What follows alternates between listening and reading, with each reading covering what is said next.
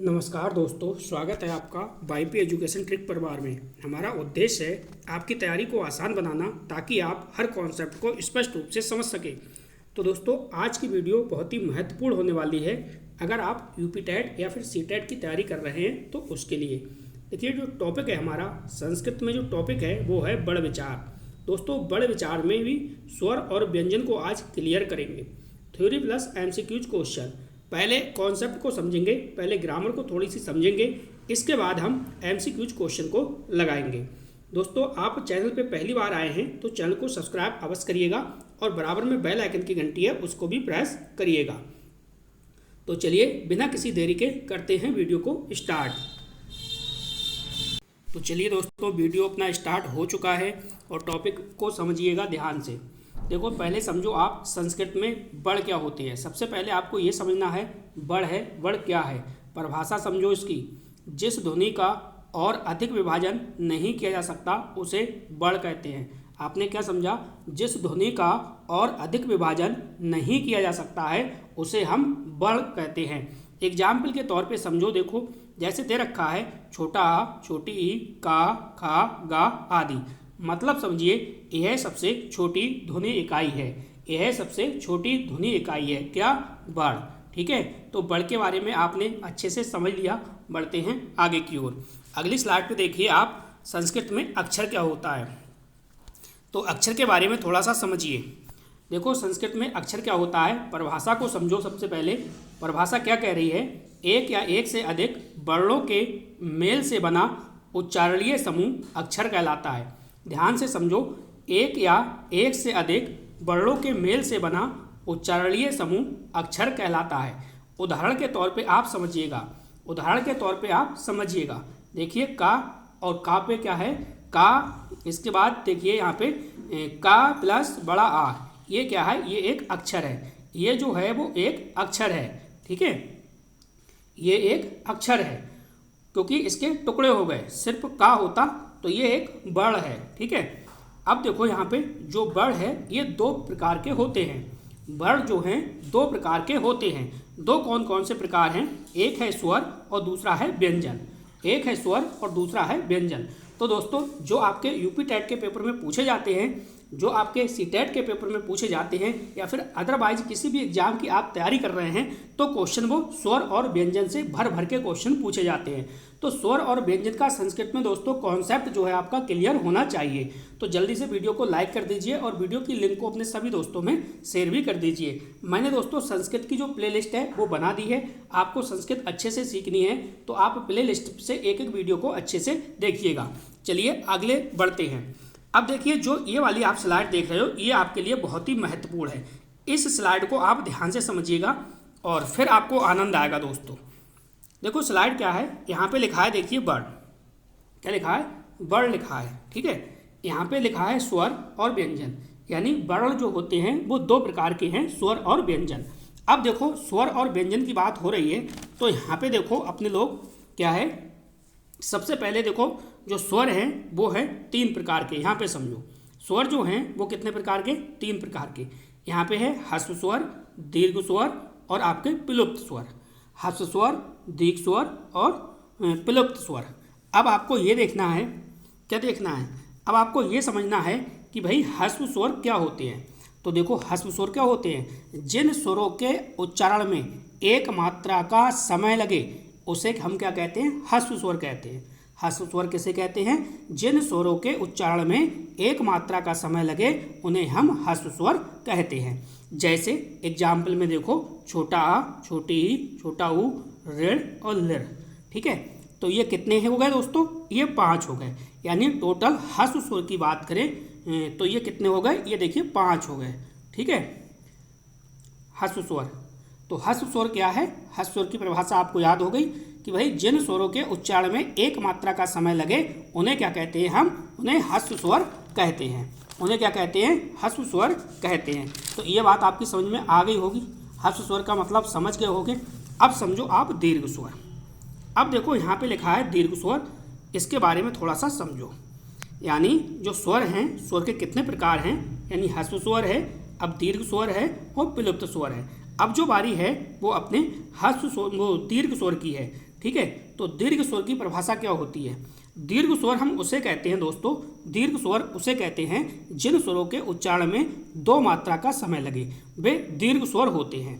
वे क्या है? दीर्घ स्वर होते हैं। दीर्घ स्वर में देखिए बड़ा आ, बड़ी ई, बड़ा ऊ, ऋ, ए, ओ, ऐ, औ, ये क्या है दोस्तों? ये आपके दीर्घ स्वर हैं।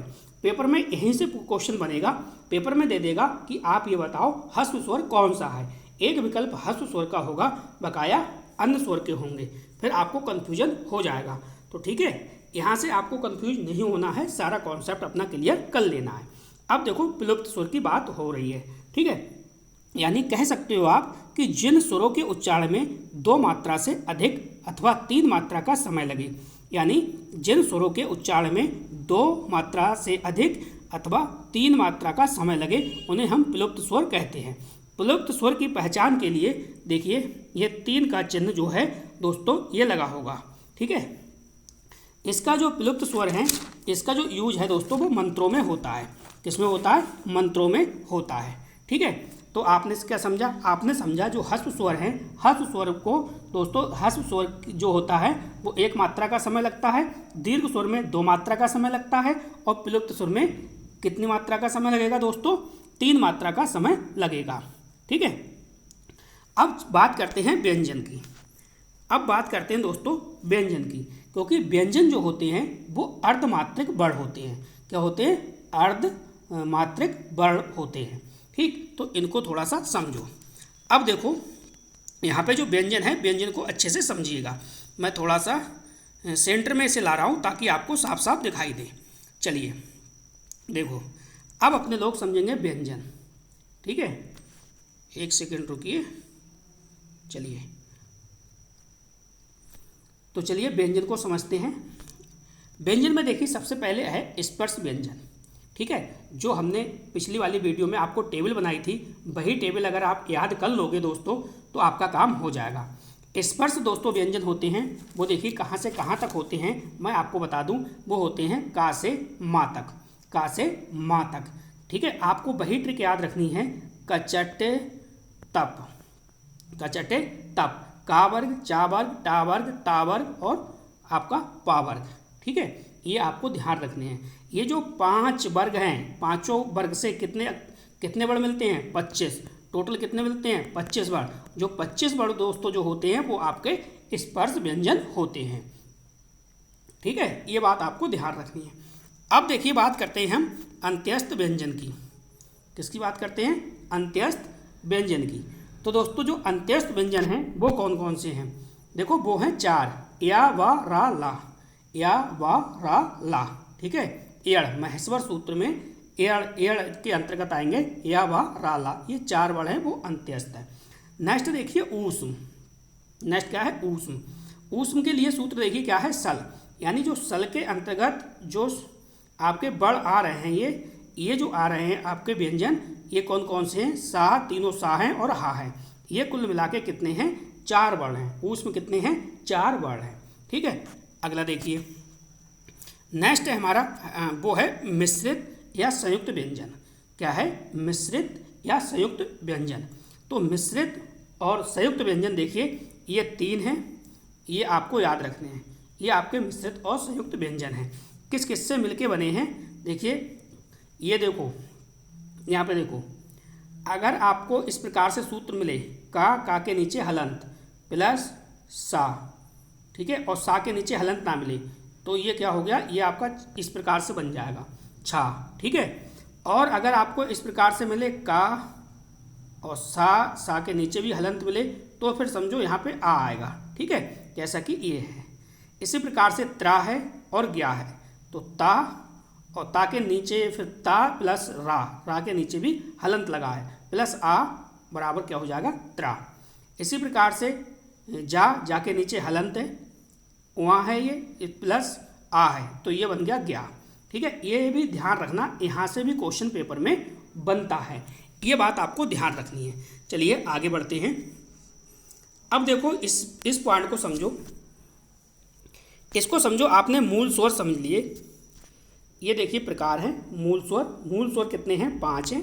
मूल स्वर कितने हैं? 5 है। कौन कौन से? छोटा आ, छोटी ई, छोटा ऊ, ऋण और रिल। ये आपके क्या है? मूल स्वर हैं। दीर्घ स्वर क्या है? बड़ा ई, बड़ा आ, बड़ी ई, बड़ा ऊ और ऋण। एक बात मैं आपको बता दूं, देखिए जो आपने महेश्वर सूत्र पढ़े थे, महेश्वर सूत्र के अंदर स्वरों की संख्या कितनी थी? 9 थी। महेश्वर सूत्र के अंदर स्वरों की संख्या कितनी थी दोस्तों? 9 थी। लेकिन अगर हम संस्कृत वर्णमाला की बात करें, किसकी? संस्कृत वर्णमाला की बात करें तो वर्णमाला के अंदर जो स्वरों की संख्या है दोस्तों वो 13 है। स्वरों की संख्या कितनी है? 13 है वर्णमाला के अंदर। लेकिन अगर हम महेश्वर सूत्र की बात करें तो उसके अंदर 9 है। ठीक है, तो ये बात आपको ध्यान रखनी है। संयुक्त स्वर कौन कौन से होते हैं? तो ए, ओ और औ, ये आपके संयुक्त स्वर हैं। उम्मीद करूंगा यहाँ तक आपके कॉन्सेप्ट जो है वो क्लियर हो रहा होगा। वीडियो को अंत तक देखोगे तो आपको आनंद आएगा दोस्तों, क्योंकि हम महत्वपूर्ण इंपॉर्टेंट क्वेश्चन भी आपको कराएंगे। अब देखो हेडिंग है हमारी अयोग्यवाह, यानी अयोग्यवाह क्या होती हैं। सबसे पहले आप परिभाषा को समझो। देखो, जो वर्ण स्वर और व्यंजन के साथ जुड़कर उच्चारित होते हैं लेकिन स्वतंत्र रूप से नहीं बोले जाते, उन्हें हम अयोग्यवाह कहते हैं। अयोग्यवाह के बारे में आपने क्या समझा? आपने समझा कि जो वर्ण स्वर और व्यंजन के साथ जुड़कर उच्चारित होते हैं लेकिन स्वतंत्र रूप से नहीं बोले जाते हैं, उन्हीं को हम क्या बोलते हैं? अयोग्यवाह बोलते हैं। आसान भाषा में समझो दोस्तों आपके लिए, यह खुद अकेले नहीं बोलते, हमेशा किसी के साथ आते हैं। यानी जो अयोग्यवाह शब्द होते हैं ये खुद अकेले नहीं बोलते, हमेशा किसी के साथ आते हैं। अब जो अगली हेडिंग है अपनी वो है अयोग्यवाह के प्रकार। क्या है? अयोग्यवाह के प्रकार। अब देखो, संस्कृत में मुख्यतः 3 अयोग्यवाह माने जाते हैं। संस्कृत में मुख्यतः 3 अयोग्यवाह माने जाते हैं। कौन कौन से? उनको जरा ध्यान से देख लीजिए। जैसे देखिए, पहले नंबर पे है अनुस्वार। पहले नंबर पे क्या है? अनुस्वार। ठीक है, अनुस्वार का मतलब है जहाँ पे भी अंग की बिंदी लगेगी तो वहाँ पे अनुस्वार होगा। ठीक है, इसके बाद है विसर्ग। तो विसर्ग तो आप समझ रहे हो, विसर्ग का साइन इस प्रकार से ये है, ये आपका विसर्ग है। जीवामूलीय और उपधमनीय। ठीक है, उपधमनीय ये देखिए आगे इसकी हम परिभाषा समझेंगे, क्योंकि ये भी विसर्ग के रूप में होते हैं। तो अनुस्वार समझा, विसर्ग समझा और जीवामूलीय, उपधमनीय समझा। ठीक है, ये जो होते हैं यानी अयोग्यवाह है वो 3 प्रकार के हैं, अनुस्वार, विसर्ग और जीवामूलीय। अनुस्वार, विसर्ग और जीवामूलीय। चलिए आगे समझिए। चलो, अब सबसे पहले आप समझो अनुस्वार। थोड़ा सा हम जूम करते हैं आपके लिए, जिससे कि आपको स्पष्ट दिखाई देगा। चलिए, अब आपको थोड़ा सा क्लियर दिखाई दे रहा होगा। चलो, यहाँ पे समझो अनुस्वार। ठीक है, परिभाषा समझो। जो ध्वनि नाक यानी नसका से निकलती है उसे अनुस्वार कहते हैं। अनुस्वार किसे कहते हैं? अनुस्वार में देखो यहाँ पे समझो, मैं आपको ट्रिक बता दे रहा हूँ तो आप कभी भी नहीं भूलोगे। अनुस्वार, ठीक है, अनुस्वार में इस शब्द को पकड़ो, ना। ना का मतलब होता है नाक यानी नसका। ना का मतलब नाक यानी नसका। जो ध्वनि नाक यानी नसका से निकलती है उसे हम अनुस्वार कहते हैं। उसे हम क्या कहते हैं? अनुस्वार कहते हैं। जैसे देखिए ये चिन्ह लगा है अनुस्वार का, ठीक है, डॉट, इस प्रकार से। अगर मैं यहाँ पे लिख दूँ, देखो अनु, और इसके ऊपर इस प्रकार से ये लगा दूँ, ठीक है, चिन्ह, तो ये क्या है? ये अनुस्वार हो गया। ठीक है, जैसे कि उदाहरण देखो, समझो यहाँ पे जैसे लिखा है संस्कृत, ठीक है, इसे पढ़ोगे आप सम, सा के ऊपर क्या है? ये लगा है क्या? अनुस्वार। इसी प्रकार स्कृत यानी बन गया संस्कृत। अंश और कंठ देख लो, इसमें किस प्रकार से लगा है अनुस्वार। तो ये आप समझ रहे होगे। इसमें आवाज़ नाक से निकलती है। इसमें जो आवाज़ है दोस्तों किससे निकलेगी? नाक से निकलेगी। उम्मीद करता हूँ अनुस्वार भी आपका क्लियर हो गया होगा। ठीक है, चलो आगे समझो आप विसर्ग। चलिए विसर्ग समझिए। विसर्ग को 2 नंबर देना है। ये टाइपिंग में मिस्टेक हो गई है, 3 नंबर दे दिया है, कोई बात नहीं, हम 2 नंबर इसे देते हैं। विसर्ग समझो। विसर्ग की सबसे पहले आप परिभाषा समझो। देखो, जिसमें उच्चारण के समय सांस हवा बाहर निकलती है उसे विसर्ग कहते हैं। अब देखो इसका चिन्ह जो होता है विसर्ग का, ये होता है चिन्ह। ठीक है, उदाहरण देखो, जैसे रामा, आपने लिखा रामा, तो ये क्या लग गया? ये आपके विसर्ग लग गए। जैसे आपने लिखा फल, तो आपके ये क्या लग गए? ये आपके विसर्ग लग गए। ठीक है, इसमें हा जैसी हल्की ध्वनि आती है, जैसे रामा, फला, ठीक है, तो इसमें हा जैसी ध्वनि निकलती है, किसमें, विसर्ग में। तो उम्मीद करता हूँ विसर्ग भी आपको अच्छे से समझ में आ गया होगा। चलिए आगे बढ़ते हैं। नेक्स्ट है हमारा वो है जीवामूलीय और उपधमानीय। ठीक है, तो इसमें हमने आपको बताया था कि ये विसर्ग के रूप में होते हैं। ये किसके रूप में होते हैं दोस्तों, ये विसर्ग के रूप में होते हैं। देखो इधर लिखा है आपका प्रकार है, चिन्ह है और आपकी विशेषता है। अनुस्वार, अनुस्वार का साइन आप देख लो, ध्वनि किससे निकलेगी, नाक से निकलेगी। विसर्ग है, विसर्ग, विसर्ग का साइन देखो, श्वास से ध्वनि।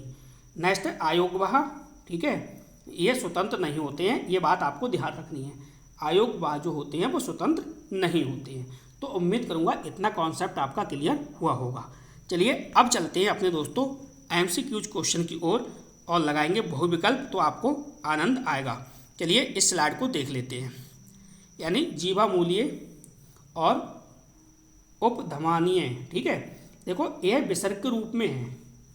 ये क्या है, ये विसर्ग के रूप में है। प्रकार समझो, ये आपके प्रकार हैं और ये कहाँ आता है, तो ये कहाँ आता वाला कालम है और ये उदाहरण है। जैसे जीवामूलीय, जीवामूलीय का खा से पहले, यानी जिस प्रकार से उदाहरण देखो, दुख। ठीक है, उपधमानीय यानी पा जो है वो फा से पहले, दूफल, एग्जाम्पल। तो उम्मीद करूँगा अब आपको ये थ्योरी समझ में आ गई होगी। स्वर और व्यंजन क्लियर हो गए होंगे। अब सीधे सीधे अपने लोग MCQ क्वेश्चन की ओर चलते हैं। आराम से 20 से 25 क्वेश्चन होंगे करीब, वो लगा लेते हैं, फिर देखते हैं अपने लोगों ने क्या सीखा, कुछ समझ में आया या नहीं आया। चलिए दोस्तों, पहला क्वेश्चन आपकी स्क्रीन पे लग चुका है। क्वेश्चन कह रहा है निम्न में से कौन सा वर्ण स्वर नहीं है। देखो जो स्वर नहीं है वो आपको बताना है। आप कहोगे सर आ भी स्वर है, ई भी स्वर है, ओ भी स्वर है, लेकिन का ये स्वर नहीं है, तो हमारा सी ऑप्शन यहाँ पे सही होगा। अगला क्वेश्चन देखो। अगला क्वेश्चन कह रहा है भाई कि आप ये बताओ संस्कृत में कुल व्यंजनों की संख्या कितनी होती है। तो संस्कृत में जो कुल व्यंजन होते हैं, कुल व्यंजन की संख्या पूछी है। यहाँ की स्पर्श व्यंजन की संख्या नहीं पूछी है। स्पर्श व्यंजन की संख्या अगर पूछता तो आपकी 25 होती, और कुल व्यंजन यहाँ पे पूछ रहा है तो आपकी 33 हो जाएगी। ठीक है, अगला क्वेश्चन देखो। क्वेश्चन नंबर 3 क्या कह रहा है, क्वेश्चन को ध्यान से समझो। क्वेश्चन कह रहा है भाई निम्न में से कौन सा संयुक्त स्वर है। तो आपको संयुक्त स्वर पहचानना है। ठीक है, तो ई आपका संयुक्त स्वर नहीं है, ओ भी नहीं है, ऋण भी नहीं है, ए आपका क्या है, यहाँ पे संयुक्त स्वर है। तो आपका क्या हो जाएगा, सी ऑप्शन बिल्कुल सही हो जाएगा। अगला देखो, का किस प्रकार का व्यंजन है। अब आपको ये पूछ रहा है भाई आप ये बताओ का किस प्रकार का व्यंजन है। तो ये आपको बताना है का आपका किस प्रकार का व्यंजन है। तो आपने देखा का, खा, गा, ये सब क्या है दोस्तों, ये स्पर्श व्यंजन है। ये क्या है, स्पर्श व्यंजन है जो कंठ से निकलते हैं। ठीक है, वो क्या है, सब स्पर्श व्यंजन है। चलिए अगला पॉइंट देखिए। अगला क्वेश्चन हमारा कह रहा है, क्वेश्चन कह रहा है निम्न में से कौन सा अंत्यस्थ व्यंजन है। अब आपको अंत्यस्थ व्यंजन पहचानना है, कौन सा अंत्यस्थ व्यंजन है। आप कहोगे आपने बताया था या, रा, ला और बा। ठीक है, ये आपका क्या है, अंत्यस्थ व्यंजन है, या, रा, ला, बा। तो इसमें क्या फंसा, या, ये क्या है, अंत्यस्थ व्यंजन है। अगला देखिए, ऊष्म व्यंजनों में कौन शामिल है। तो ऊष्म व्यंजनों में कौन शामिल है। तो ऊष्म में हमने आपको बताया था तीनों सा और हा, तीनों सा और हा। ठीक है, नहीं तीनों सा बताया था ऊष्म में, हाँ तीनों सा और हा ये आपको बताया था। तो इसमें क्या आएगा, सा आएगा। अगला देखो, कौन सा मूल स्वर है। अब देखो यहाँ पे मूल स्वर की बात आ गई। अब आप ध्यान से देखना कौन सा मूल स्वर है। देखो आपको हमने मूल स्वर शुरू में ही गिनवाए थे। तो ये ई जो है यहाँ पे ये मूल स्वर है आपका। बकाया सब ये क्या है, ये संयुक्त स्वर है। ये सब क्या है, संयुक्त स्वर है। अगला देखिए, ऋण किस वर्ग में आता है। अब आपको ये बताना है, ये आपको बताना है। थोड़ा सा दिमाग लगाओ, काम हो जाएगा आपका, आराम से क्वेश्चन बना दोगे। तो जो ऋण है ये किस वर्ग में आता है। ये दोस्तों आता है मूल स्वर में। किस में आता है, मूल स्वर में आता है। बी ऑप्शन सही जवाब है। अगला क्वेश्चन देखो। अगला क्वेश्चन कह रहा है घोष व्यंजन है, निम्न में से कौन सा घोष व्यंजन है। अब आपको घोष व्यंजन आपको बताना है। ठीक है, तो यहाँ पे दोस्तों जो सी वाला ऑप्शन है, गा वाला, ये घोष व्यंजन का है। ठीक है, सघोष अघोष ये मैंने आपको नहीं बताए थे, क्योंकि ये जो है वो हिंदी में है। संस्कृत में कहीं पे भी सघोष अघोष की चर्चा नहीं हुई है। चलिए, लेकिन ये क्वेश्चन आ गया तो मैंने करा दिया, ये क्वेश्चन भी आ गया, कर लीजिए क्योंकि हिंदी तो आपने पढ़ी ही है। निम्न में से कौन सा अघोष है? निम्न में से कौन सा अघोष है बताइएगा। तो कौन सा अघोष है? आप कहोगे डी ऑप्शन यानी का वाला जो है सही जवाब है। कौन सा महाप्राण व्यंजन है? अब देखो अल्पप्राण और महाप्राण की बात हो रही है। कौन सा महाप्राण है? तो देखिए ये सी वाला जो है वो महाप्राण का महाप्राण व्यंजन है। अगला देखिए कौन सा अल्पप्राण व्यंजन है? तो पहचानिए कौन सा इसमें अल्पप्राण व्यंजन है। तो आप कहोगे सी ऑप्शन, यानी सी ऑप्शन जो है वो अल्पप्राण व्यंजन है। चलिए, ये सब इस क्वेश्चन का सब जवाब जो है वो सबको देना है। निम्न में से कौन सा नासिक व्यंजन है? कोई भी दोस्तों वीडियो को लाइक नहीं करता है, बहुत कम छात्र हैं वीडियो को लाइक करते हैं। देखिए आप सहयोग बनाए रखिए अपना, जैसे आप सहयोग बनाए रखोगे दोस्तों आपकी प्रॉपर क्लास चलती रहेगी। ठीक है, आपको कुछ ना कुछ तो फ़ायदा पहुंचता ही है क्लास के माध्यम से, इसलिए वीडियो को लाइक कर दिया करें और वीडियो को दोस्तों में अपने शेयर भी कर दिया करें। देखिए क्वेश्चन को पहचानिए, नासिक व्यंजन कौन सा है? तो आप कहोगे यहाँ पे जो सही जवाब है वो आपका बी ऑप्शन है। अगला क्वेश्चन देखिए, क्वेश्चन नंबर 14। क्वेश्चन कह रहा है यहाँ पे कि निम्न में से कौन सा सही युग्म है? तो निम्न में से कौन सा सही युग्म है ये आपको पहचानना है। अब सही युग्म में अगर आप जाओगे तो पहचानोगे, तो इसमें थोड़ा सा समय लग सकता है। कॉमन सेंस लगाओ आप जल्दी से, अगर आपकी तैयारी अच्छी है तो आप बता दोगे। तो सही युग्म जो है वो दोस्तों सी ऑप्शन है, ता यानी अघोष है। अगला क्वेश्चन देखो, अगला क्वेश्चन है निम्न में से कौन सा अंत्यस्थ व्यंजन नहीं है? अब देखो अंत्यस्थ व्यंजन नहीं है, या, रा, ला और बा, ये आपको बताया था अंत्यस्थ व्यंजन के अंतर्गत, लेकिन इसमें जो सा है ये नहीं है। अगला देखिए, संयुक्त स्वर ओ का निर्माण किससे हुआ है? जल्दी से बताइएगा इसका सही जवाब, जल्दी से बताओ इसका सही जवाब। संयुक्त स्वर जो है वो ओ का निर्माण जो है वो किससे हुआ है? आप कहोगे सर इसका जो निर्माण हुआ है वो हुआ है आ प्लस ऊ, आ प्लस ऊ, ये बी वाला ऑप्शन सही है। अगला क्वेश्चन, क्वेश्चन को ध्यान से समझो और जवाब दो। निम्न में से कौन सा ऊष्म व्यंजन नहीं है? कौन सा ऊष्म व्यंजन नहीं है? अब बताइए, आप कहोगे या, ये डी वाला ऑप्शन सही नहीं है। अगला क्वेश्चन देखो, कौन सा स्पर्श व्यंजन नहीं है? अब देखो यहाँ पे स्पर्श व्यंजन की बात कर रहा है, तो बताइएगा कौन सा स्पर्श व्यंजन नहीं है? बताइए भाई कौन सा स्पर्श व्यंजन नहीं है? तो दोस्तों डी ऑप्शन है सा, ये स्पर्श व्यंजन नहीं है। आपको बता दें, आप आल सब्जेक्ट की, चाहे यूपी टेट आपका पेपर 1 हो या पेपर 2 हो, आल सब्जेक्ट के आप नोट्स प्राप्त कर सकते हो, और इस नंबर पे आप व्हाट्सअप नंबर है इस पर संपर्क कर लीजिए, सारे सब्जेक्ट के आपको नोट्स मिल जाएंगे। तो चलिए अगला क्वेश्चन देखिए, अगला क्वेश्चन दे रखा है हा किस प्रकार का व्यंजन है? अब आपको ये बताना है हा किस प्रकार का व्यंजन है। क्वेश्चन अच्छा है, तो हा क्या है? ऊष्म व्यंजन है, यानी तीनों सा प्लस हा, ये क्या है? ऊष्म व्यंजन है। अगला क्वेश्चन देखो, अगला क्वेश्चन हमारा क्या कह रहा है? क्वेश्चन कह रहा है दोस्तों निम्न में से कौन सा सही है? तो निम्न में से कौन सा सही है ये आपको बताना है। सभी स्वर संयुक्त होते, तो दोस्तों सभी स्वर जो है वो संयुक्त नहीं होते हैं। ठीक है, सभी व्यंजन जो है वो स्वतंत्र होते हैं, तो सभी व्यंजन स्वतंत्र नहीं होते, बल्कि सभी स्वर जो होते हैं वो स्वतंत्र होते हैं, यानी सभी स्वर जो हैं वो स्वतंत्र होते हैं, ये आपका सही है। व्यंजन स्वतंत्र होते हैं ये बात भी गलत है, तो सी ऑप्शन आपका सही है। दोस्तों संस्कृत की क्लास बहुत जल्द कंप्लीट हो जाएंगी सारी। संस्कृत का सिलेबस जैसे ही कंप्लीट होगा तुरंत आपका बाल विकास का सिलेबस जो है वो स्टार्ट हो जाएगा। ठीक है, तो आप चैनल को सब्सक्राइब करके रखिएगा। ठीक है, बाल विकास की सारी PDF आपको फ्री में मिलेंगी।